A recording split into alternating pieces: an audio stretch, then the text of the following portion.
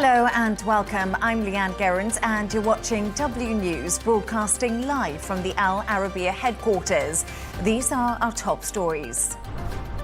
US President Donald Trump tells his Russian counterpart Vladimir Putin to stop deadly strikes on Kyiv. Thousands queue for a second day to see Pope Francis lying in state. A higher than expected crowd prompted the Vatican to keep its doors open overnight. India announces a raft of measures, including revoking the visas of Pakistani nationals, days after gunmen killed 26 in Kashmir. Israeli strikes kill at least 36 in Gaza as France, the UK and Germany urge Israel to allow aid back into the war-torn strip.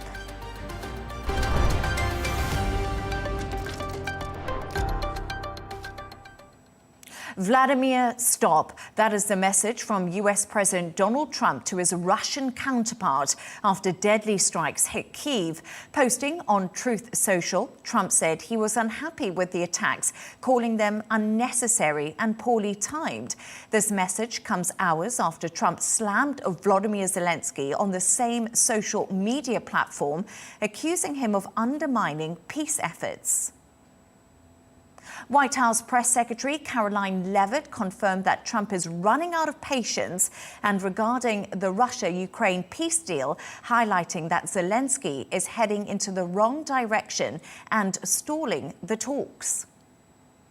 And it was President Obama who gave up Crimea, who allowed Russia to take it over in 2014. And so the president is not asking Ukraine to recognize Crimea. Nobody has asked them to do that. What he is asking is for people to come to the negotiating table, recognizing that this has been a brutal war for far too long. And in order to make a good deal, both sides have to walk away a little bit unhappy. And unfortunately, President Zelenskyy has been trying to litigate this peace negotiation in the press, and that's unacceptable to the president.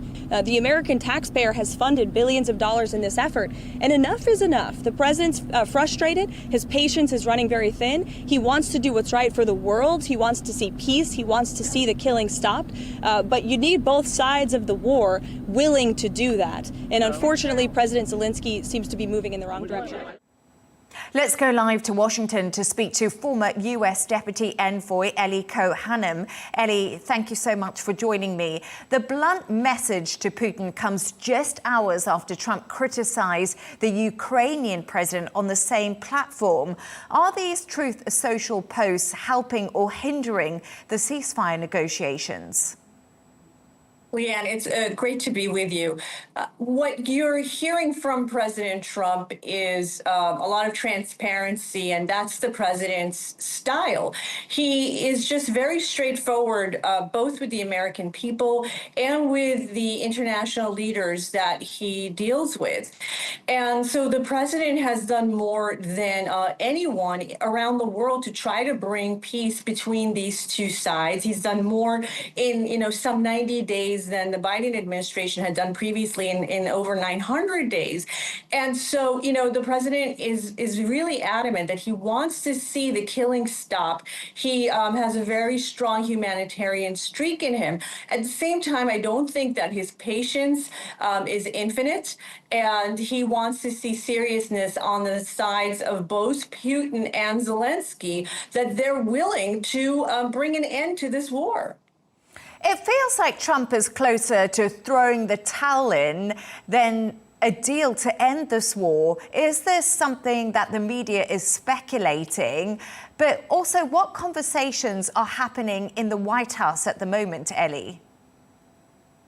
Well, the president and Secretary of State Marco Rubio have both said that they are only willing to engage in this process if it seems like a good faith effort, again, on the side of Russia and Ukraine, to try to bring an end to this war. And so President Trump has so many priorities that he's dealing with right now. As your audience is aware, we've got the Israel-Gaza war ongoing. We've got U.S. negotiations negotiations with Iran as we all speak. And so the president has shared again that he is happy to bring American resources to the table. And the United States has invested a tremendous amount of resources. If you think about even just the special envoy, Steve Witkoff, who has gone to Moscow and sat with President Putin a number of times for numbers of hours, again, a contrast to President Biden and the Biden administration, who refused to speak with Putin at all. All of this is an investment on the part of the Trump administration to help bring this war to an end. And so what they're looking for is for the two sides to be interested in earnestly bringing this war to an end. And as you just heard from Carolyn Levitt, any good negotiation, any real deal is going to demand compromises from both sides. And this is what I think both sides need to understand. They're going to have to agree to some compromise so that they can get to an end to the killing. Ellie, you bring up a really good point. This appears to be what is really hindering these talks, is the latest peace proposal plan that the US has put together. It's been really criticized, and it's over this plan for Russia to keep some of the territory that it has already annexed from Ukraine. Many people say this actually defies international law, and also Zelenskyy saying we're not going to give up Crimea. So where does this leave the negotiations going forward? How is Donald Trump going to make something happen now? Well, you know, when you're looking at Crimea, let's understand that that Russia invaded Crimea under President Barack Obama. And, you know, you've got kind of a de facto situation right now. And as I understand it, the Trump administration is not asking the Ukrainians to recognize Russian control over Crimea. It's a question of whether the United States might offer that as a concession to, again, achieve a bigger picture here, which is an end to the war. And, you know, I think the question for President Zelenskyy is, well, what is his alternative? You know, what is his alternative plan? And again, you've got a de facto situation now existing for years. So, you know, look, these are very difficult questions, I understand, for these leaders to really be considering right now. But there is a war of attrition going on here. And what I think President Trump and this administration understand is that in a war of attrition, it's the Ukrainians that lose, not Russia. Former US Deputy Envoy Ellie Cohan, thank you so much for joining me and for your insights. Thank you. For more on this, I'm joined from Kyiv by Ukrainian MP Olena Khomenko. Olena, great to have you on the show. Can you tell us the situation on the ground in Kyiv right now following the latest attacks that we've seen from Russia? Today, it was another tragic night for our country. Russia launched a massive combined attack with 215 cruise and ballistic missiles and drones at Kyiv and other Ukrainian cities. In the capital, 12 civilians were killed, among them 17-year-old boy with his parents and a young brother and sister, 21 and 19 years old, from the same family. Over 90 were injured, including at least 12 children. And this attack is another reminder that Putin doesn't want negotiations. He wants only death and destruction. And today is 44 days since Ukraine agreed to complete ceasefire. It was a proposal from the United States, and it's been 44 days since Russia continues to kill people and avoid responsibility for this. And it is very important that everyone understands this, that the world sees what is really happening. It's not the only attack that happened during last days. In last days, there was another extreme extremely brutal and deliberate Russian strike in the city of Marhanets on a bus carrying workers from mining and processing plant.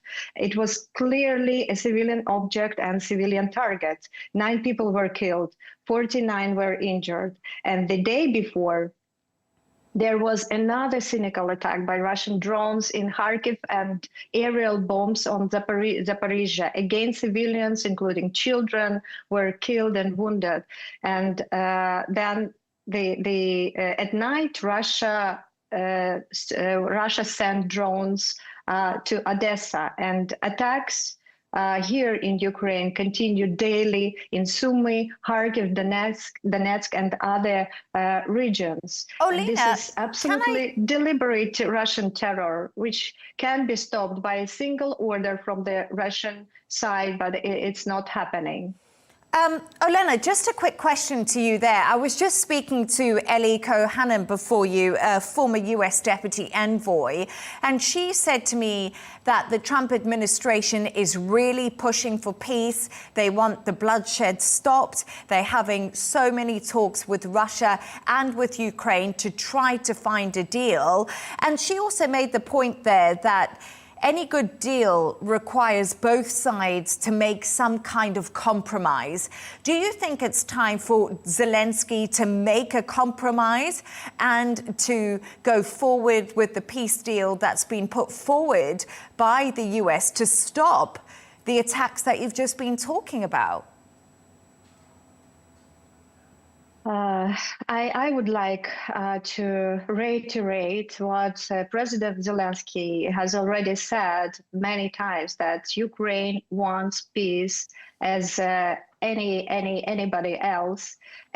else. And with regards to the different statements appearing in media about possible territorial concessions from Ukrainian side, it is important to mention that Ukraine will always act in accordance with its constitution and sovereignty of the state. And we are confident, absolutely confident, that our partners, in particularly the United States, will act in accordance with their strong decisions. For example, in 2017, the Crimea Declaration was published by the United States Secretary of State.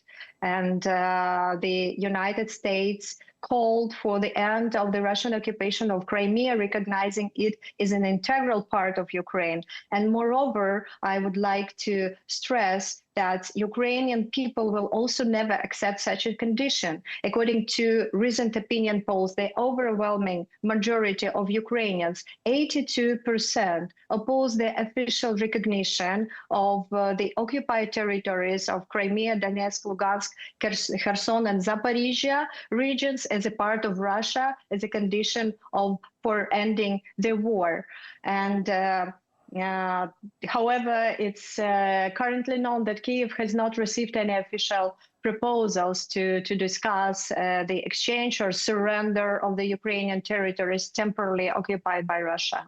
Ukrainian MP Olena Khomenko, great to have you on the show. I appreciate it. Thank you. Thank you. Thank you. Now, residents in Kyiv describe their experience as Russia launched 70 missiles and 45 drones overnight. I woke up from an explosion. I ran out into the corridor with my neighbors. I live behind this house. The windows started to fall, the glass started to shatter, doors started falling out of the hinges with the plaster. Then we went downstairs and there were explosions. Explosions over and over again. Why is Russia doing this? Well, it wants to destroy us, that's all.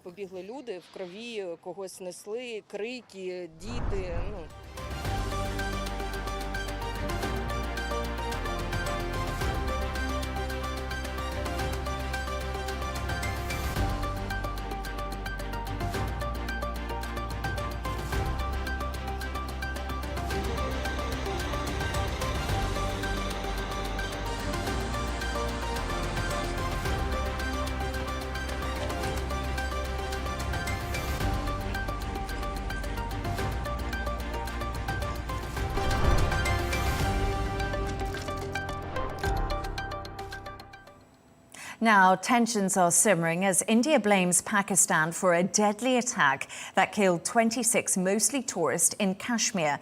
India has revoked visas, suspended a water treaty and closed a key border, while Pakistan has halted trade. The Indian government has not publicly produced any evidence connecting the attack to its neighbour. Meanwhile, Pakistan has denied any involvement. The Indian Prime Minister Narendra Modi has condemned the Kashmir militant attacks and vowed to punish those who are responsible. Today, from the soil of Bihar, I say to the whole world,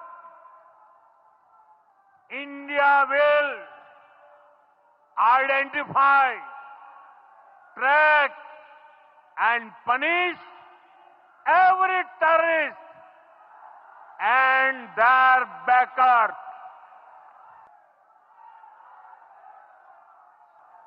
We will pursue them to the ends of the earth. India's spirit will never be broken by terrorism.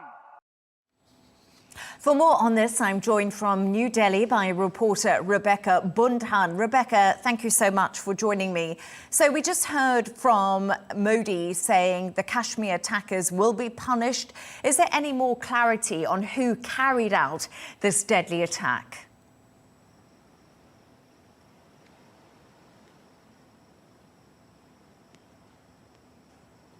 Well, we haven't had any official confirmation or word from the Indian government on the group that was behind this deadly attack in Indian-administered Kashmir. However, what we do know is we have seen these strong measures that have been taken by India against Pakistan, these strong diplomatic measures, including the suspension of that important water treaty, the suspension of visas for Pakistani nationals and so on. And Kashmir police have also said that of the 3 suspects that they've identified, 2 of these are Pakistani nationals. Now, what we're also seeing reported very widely in local media is that a group known as Kashmir Resistance, or also the Resistance Front, has claimed responsibility on social media, although there hasn't been any verification of that. Now, that's understood to be an offshoot of a militant organization called Lashkar-e-Toiba, which was behind the 2008 Mumbai terror attacks. So these links are being made there, but we have yet to actually get any official confirmation on the group, or any official word on that. Pakistan is denying any involvement. What is Pakistan's response to these accusations against them?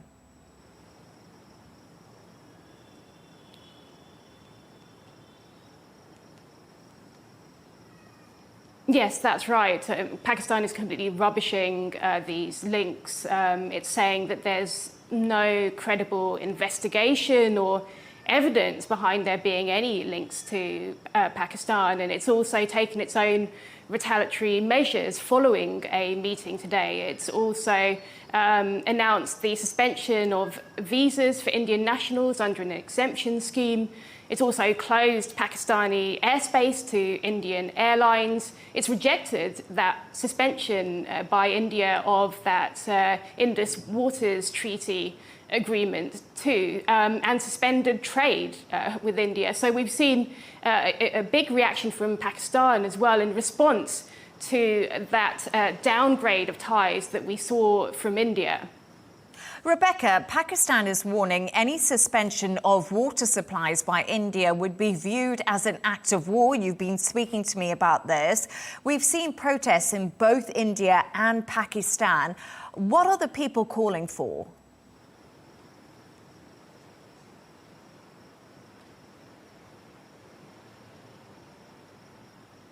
So that Indus Waters Treaty, that's a really important agreement. It was signed in 1960. It was brokered by the World Bank.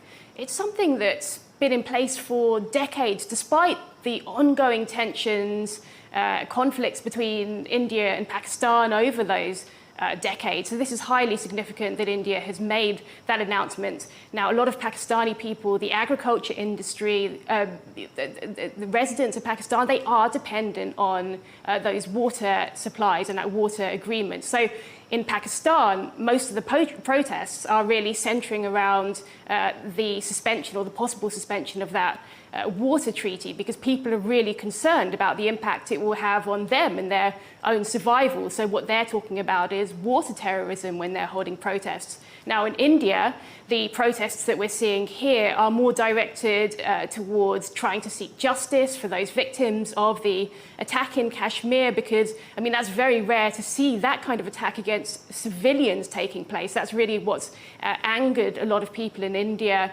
immensely. Also, a lot of these protests as well are being directed at Pakistan, with people gathering today outside the embassy in New Delhi and staging protests there. Rebecca Bundhan, thank you so much for joining us.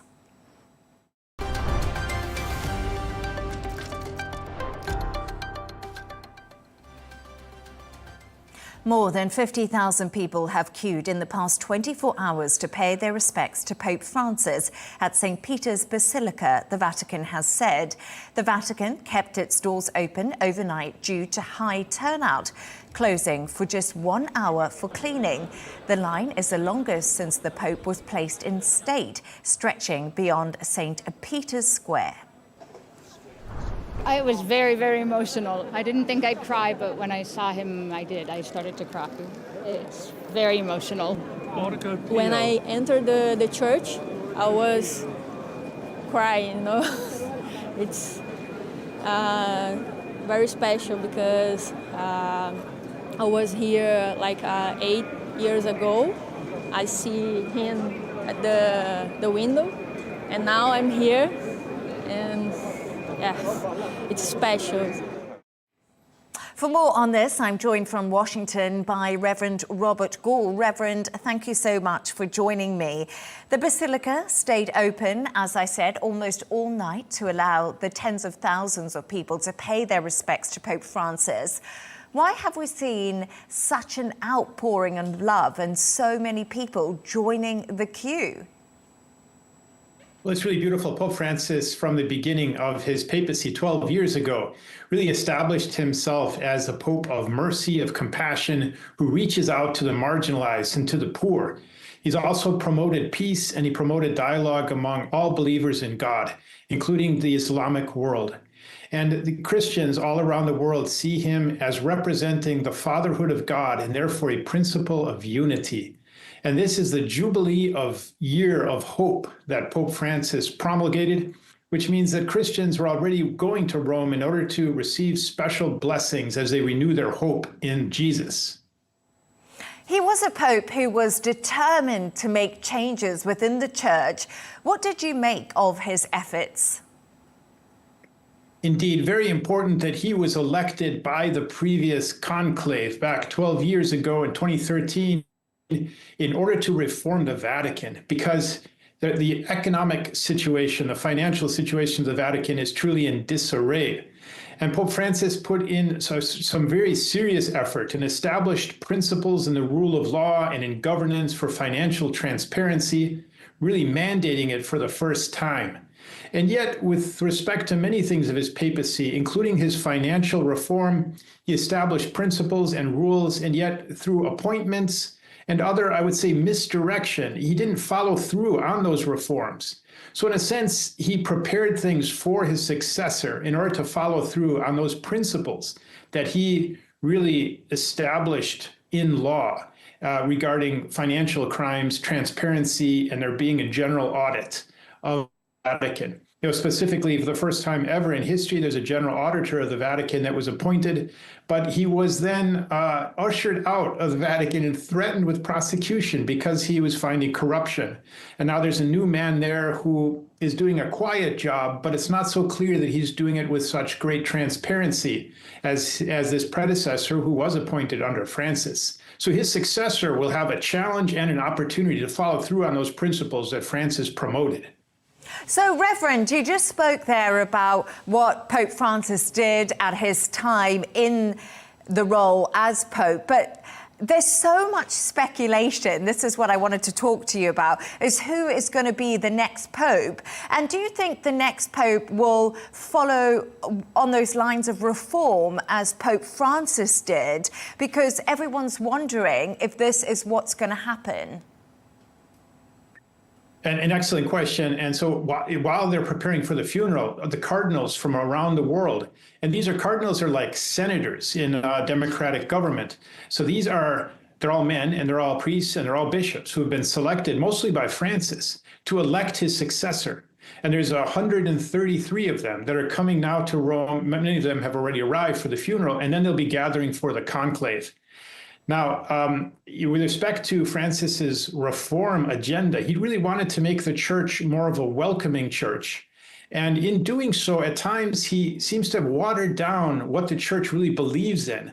He wasn't always capable of articulating with clarity the principles of the church's tradition. So I suspect that his successor, the new pope that will come, will be one who will continue with his spirit of reform while also being more clear about the tradition of the church that we believe was handed down to us by God. Reverend Robert Gaul, I hope we get to speak to you again. Thank you so much for joining me. Wonderful. God bless you. As many mourners lined up to see Pope Francis lying in state, some of the late pontiff's relatives also paid their respects for a final goodbye.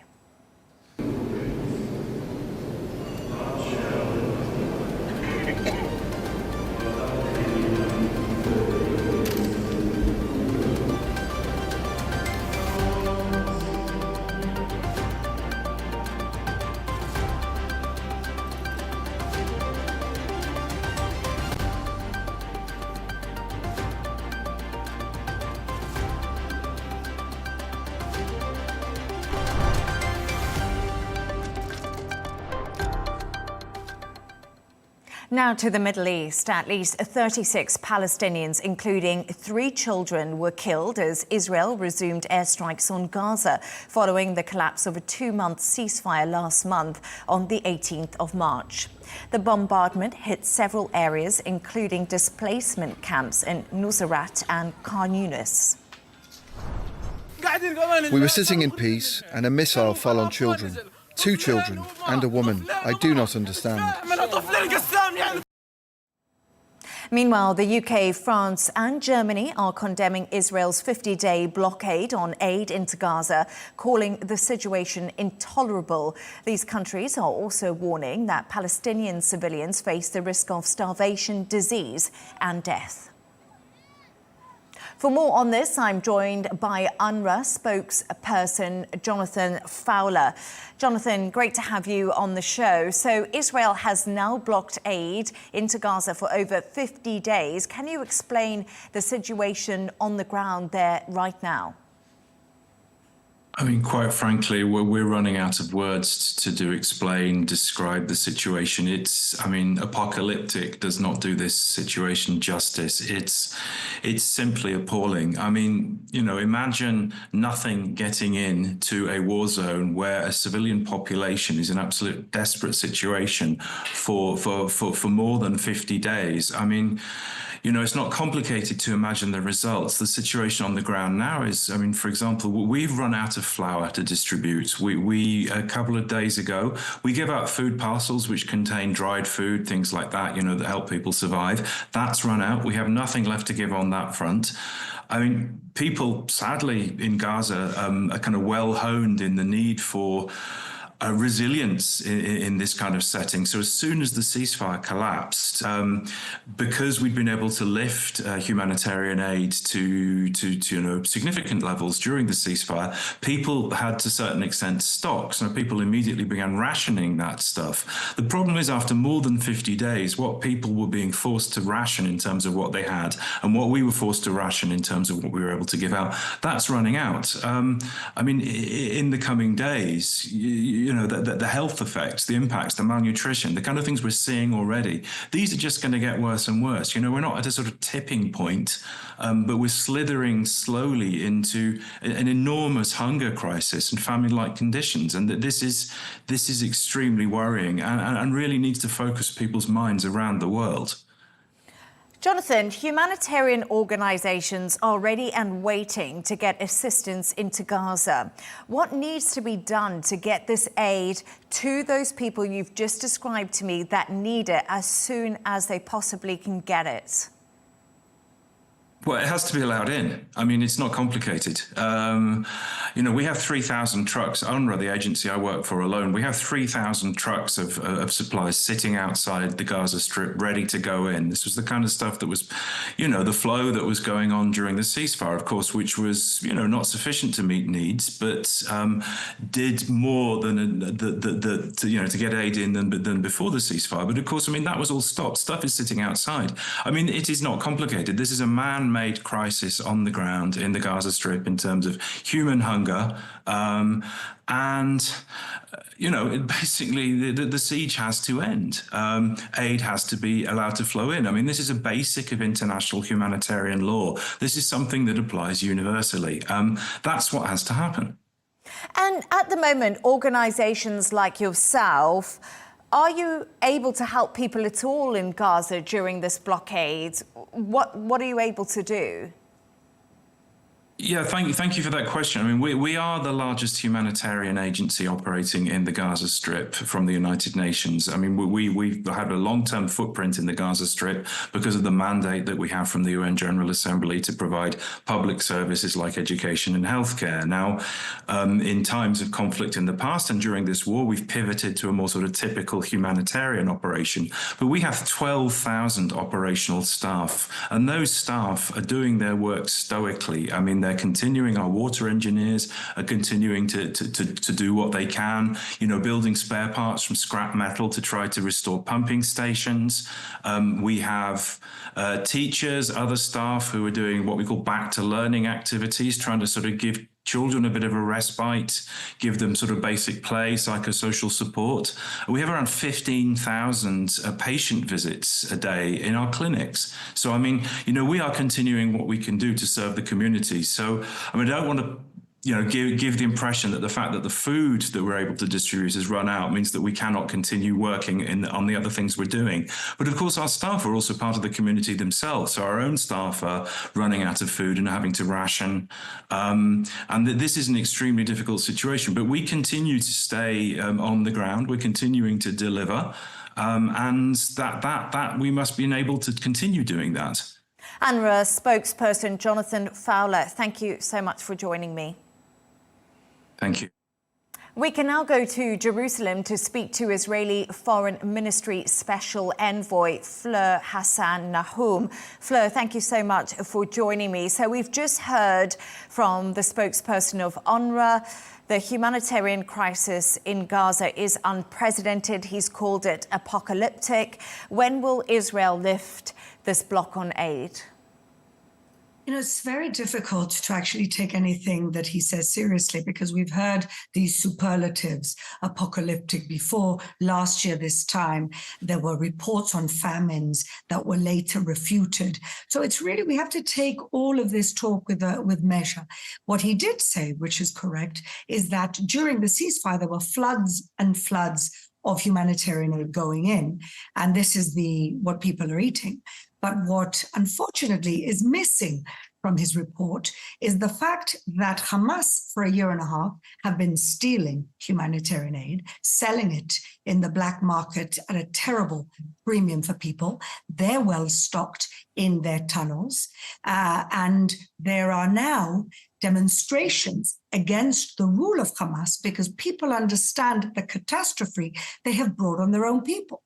That's the first thing. And secondly, we can say that this could all be over in a second, to return the 24 living hostages who are currently living like Holocaust sufferers in tunnels. Today's Holocaust Remembrance Day here in Israel. We have 24 Holocaust sufferers at this very moment in the tunnels of Gaza. If they bring them out and if they return our dead, this is all over. Simple as that. Okay, Fleur, what do you say to claims by Hamas and aid organizations that humanitarian aid is being used as a bargaining chip and a weapon of war? I know you've spoken about the hostages there, but what is your reply to that? That our 24 living hostages are being used as a bargaining chip and a weapon of war. Okay, France, Germany and the UK have also condemned the blockade, saying it is intolerable. This is strong criticism.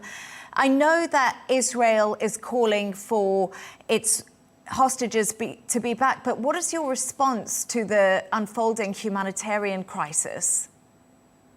Unfortunately, all of this lies at the feet of Hamas, who started this war. War we didn't want, war we didn't ask for, war we didn't want to fight. We didn't want to lose all those young people, babies.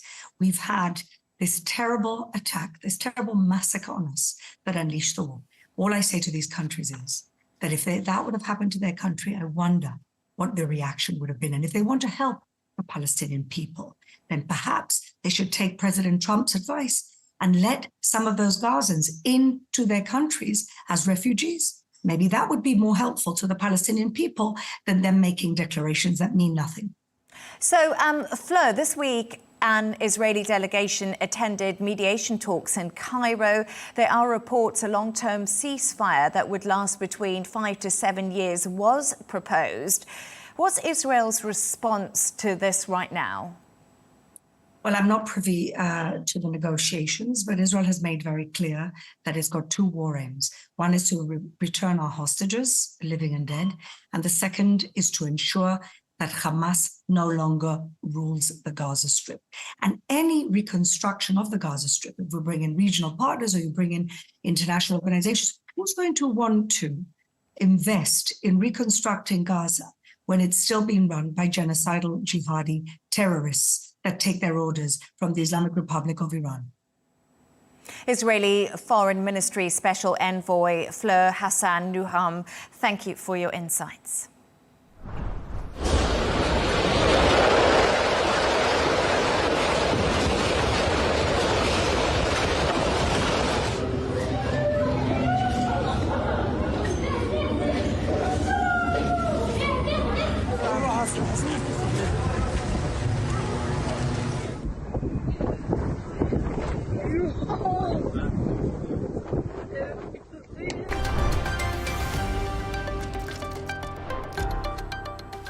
Let's take a look at some of the other headlines making the news today. The Muslim Brotherhood has been banned and considered an illegal organization in Jordan. Last week, 16 members were arrested on suspicion of plotting attacks involving rockets and drones. Jordan's Interior Minister described the Muslim Brotherhood's activities as a threat to citizens and a barrier to national development. The wildfire in New Jersey has grown to more than 20 square miles and could continue to burn for days. Officials said the fire is believed to be the second worst in the last 2 decades. The blaze has prompted major highways to be closed and thousands of people to be evacuated. At least 236 residents were injured after jumping from buildings in panic following a 6.2 magnitude earthquake that struck Istanbul yesterday.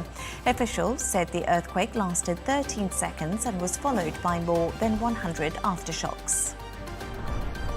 And Boeing says Chinese airlines are rejecting delivery of new planes due to US President Donald Trump's tariffs. The airline manufacturer plans to resell potentially 50 planes to alternative buyers. China represents 10% of Boeing's commercial plane backlog.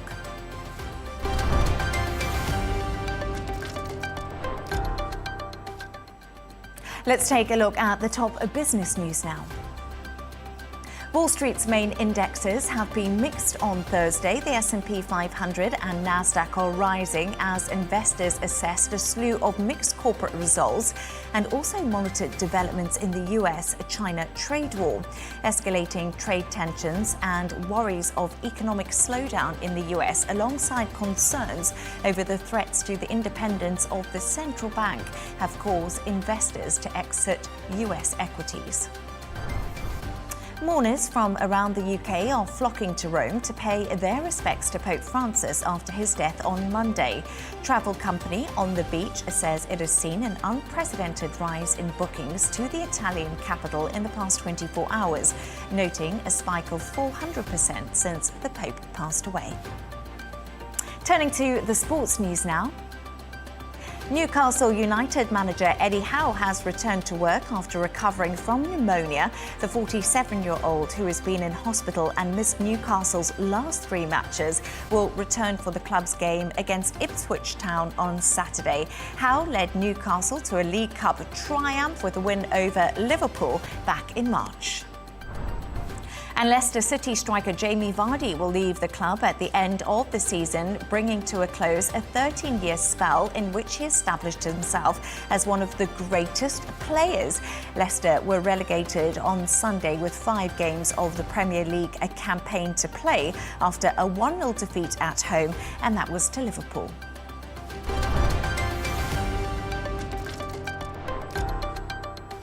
A reminder of our top stories. US President Donald Trump tells his Russian counterpart Vladimir Putin to stop deadly strikes on Kyiv. Thousands queue for a second day to see Pope Francis lying in state. A higher than expected crowd prompted the Vatican to keep its doors open overnight. India announces a raft of measures, including revoking the visas of Pakistani nationals, days after gunmen killed 26 in Kashmir. Israeli strikes kill at least 36 in Gaza, and as France, the UK and Germany urge Israel to allow aid back into the war-torn strip. And that's all from us on W News. Don't forget to subscribe to our YouTube channel and also follow us on X. Counterpoints with Melinda Nusafora is coming up next. That's followed by Hadley Gamble's exclusive interviews with the Minister of Finance of Lebanon, Yassin Jabba, and former automotive executive Carlos Goshen. Plus, we'll be back in a couple of hours with a W News Extra. Goodbye and thank you for joining us.